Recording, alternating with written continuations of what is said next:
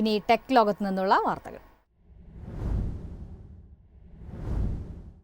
Elon മസ്കിന്റെ EV കമ്പനിയായ ടെസ്ലയ്ക്ക് ശേഷം ഉപഗ്രഹ ഇന്റർനെറ്റ് സേവനദാതാക്കളായ സ്റ്റാർലിങ്കും ഇന്ത്യയിലേക്ക്. സ്റ്റാർലിങ്കിന് ഇന്ത്യയിൽ പ്രവർത്തനം തുടങ്ങാൻ ഉടൻ അനുമതി നൽകിയേക്കുമെന്നാണ് റിപ്പോർട്ട്. രാജ്യത്ത് വാണിജ്യാടിസ്ഥാനത്തിൽ ബ്രോഡ്ബാൻഡ് സാറ്റലൈറ്റ് ഇന്റർനെറ്റ് സേവനം ആരംഭിക്കുന്നതിന് ചുരുക്കം ചില നടപടിക്രമങ്ങൾ മാത്രമാണ് മസ്കിന് മുന്നിൽ അവശേഷിക്കുന്നത്. അനുമതിക്കായി Indian national space promotion and authorisation സെന്ററിന് ആവശ്യമായ രേഖകളെല്ലാം സ്റ്റാർലിങ്കിന്റെ മാതൃകമ്പനിയായ സ്പേസ് എക്സ് സമർപ്പിച്ചിട്ടുണ്ടെന്നാണ് വിവരം. ഉപഗ്രഹ ഇന്റർനെറ്റ് ആരംഭിക്കുന്നതിന് മുമ്പ് ടെലികോം മന്ത്രാലയത്തിൽ നിന്ന് സാറ്റലൈറ്റ് ലൈസൻസും സ്പെക്ട്രവും സ്റ്റാർലിങ്ക് സ്വന്തമാക്കേണ്ടതുണ്ട്. സ്പെക്ട്രം വിതരണത്തിന് ലേലം വേണമോ എന്ന അനിശ്ചിതത്വമാണ് സ്റ്റാർലിങ്കിന്റെ ഇന്ത്യ പ്രവേശനം നീട്ടിക്കൊണ്ടുപോയത്. അന്താരാഷ്ട്ര അതിർത്തിയിലെ സേവനങ്ങളിലുള്ള നിയന്ത്രണങ്ങൾ അടക്കമുള്ള വിഷയങ്ങളിൽ ഇന്ത്യ മുന്നോട്ട് വെച്ച ഒട്ടുമിക്ക വ്യവസ്ഥകളും പാലിക്കാൻ സ്റ്റാർലിങ്ക് അധികൃതർ സമ്മതം മൂളിയതാണ് റിപ്പോർട്ട്. ഇന്ത്യയിൽ സ്റ്റാർലിങ്ക് നെറ്റ്വർക്ക് നിയന്ത്രണ നിരീക്ഷണ കേന്ദ്രവും സ്ഥാപിക്കാൻ ധാരണയായിട്ടുണ്ട്. അതേസമയം ടെസ്ല കാറുകൾ ഏപ്രിലോടെ രാജ്യത്ത് ആദ്യഘട്ട വിൽപ്പനയ്ക്കെത്തുമെന്നാണ് റിപ്പോർട്ട്. കമ്പനിയുടെ ബെർലിൻ പ്ലാന്റിൽ നിന്ന് ഇറക്കുമതി ചെയ്യുന്ന 22 ലക്ഷം രൂപയിൽ താഴെ വിലയുള്ള EV മോഡലുകളായിരിക്കും പ്രാരംഭഘട്ടത്തിൽ മസ്ക് ഇന്ത്യയിലെത്തിക്കുക. News desk MyFin TV. അന്താരാഷ്ട്ര റോഡ് സേഫ്റ്റി അവാർഡ് സ്വന്തമാക്കി ഇന്ത്യ. വാഹനങ്ങളിലെ സുരക്ഷാ സംവിധാനങ്ങൾ മെച്ചപ്പെടുത്തിയതിനാണ് പുരസ്കാരം. മൊറോക്കോയിൽ നടന്ന ചടങ്ങിൽ ഉപരിതല ഗതാഗത വകുപ്പ് സഹമന്ത്രി അജയ് താംത പുരസ്കാരം ഏറ്റുവാങ്ങി.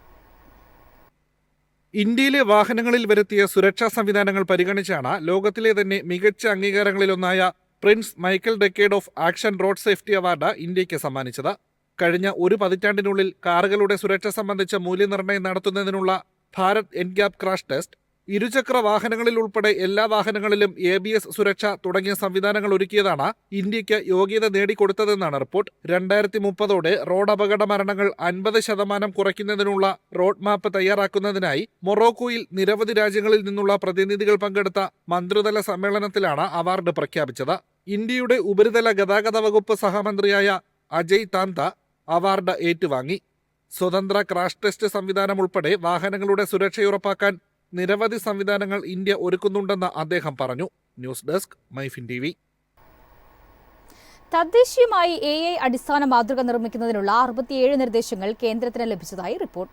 10,370 കോടിയുടെ ഇന്ത്യ AI ദൗത്യത്തിന്റെ ഭാഗമായാണ് വിവിധ ഇന്ത്യൻ സ്റ്റാർട്ടപ്പുകളിൽ നിന്നായി നിർദ്ദേശങ്ങൾ ലഭിച്ചത്. നിർമ്മിത ബുദ്ധി അടിസ്ഥാന മാതൃക വികസിപ്പിക്കുന്നതിനായി ജനുവരിയിലാണ് ഇന്ത്യ ആസ്ഥാനമായുള്ള സ്ഥാപനങ്ങളിൽ നിന്ന് മന്ത്രാലയം നിർദ്ദേശങ്ങൾ ക്ഷണിച്ചത്.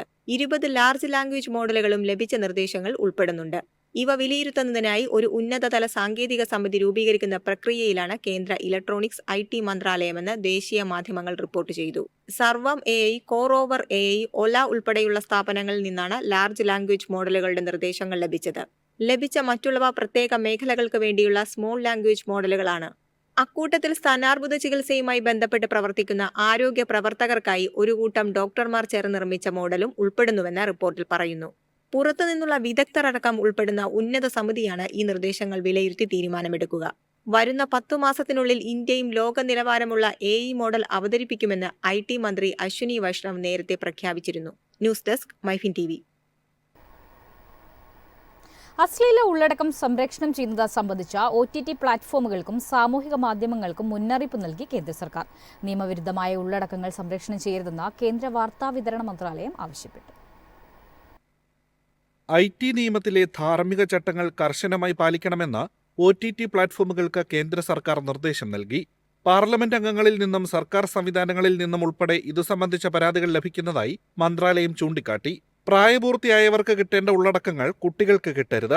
പ്രായത്തിന്റെ അടിസ്ഥാനത്തിൽ വേർതിരിച്ച് നൽകേണ്ടവ അങ്ങനെ തന്നെ ചെയ്യണമെന്നും നിയമവിരുദ്ധമായ ഉള്ളടക്കങ്ങൾ നൽകരുതെന്നും മുന്നറിയിപ്പിൽ പറയുന്നു. ഇത്തരം കാര്യങ്ങൾ പാലിക്കാൻ പരമാവധി ജാഗ്രതയും വിവേചനവും പുലർത്തണമെന്നും മന്ത്രാലയം OTT പ്ലാറ്റ്ഫോമുകളോടും സാമൂഹിക മാധ്യമങ്ങളോടും ആവശ്യപ്പെട്ടു. ഇവയുടെ ഉള്ളടക്കം സംബന്ധിച്ച് വ്യാപക പരാതി ലഭിച്ചതിനെ തുടർന്നാണ് സർക്കാർ നടപടി. News desk MyFin TV.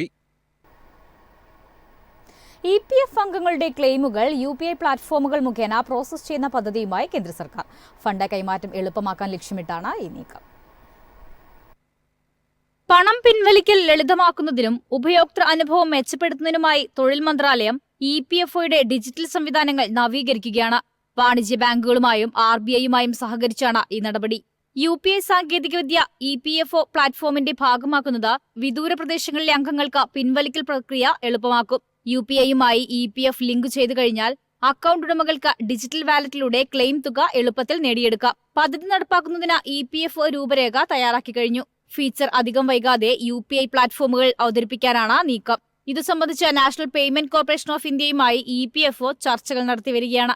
പ്രവർത്തനക്ഷമത മെച്ചപ്പെടുത്തുന്നതിനൊപ്പം നിയമപരമായ ചുമതലകൾ നിറവേറ്റാനുള്ള EPFOയുടെ കഴിവ് വർദ്ധിപ്പിക്കാനും പുതിയ സംവിധാനം EPFOയെ പ്രാപ്തമാക്കും. News desk MyFin TV.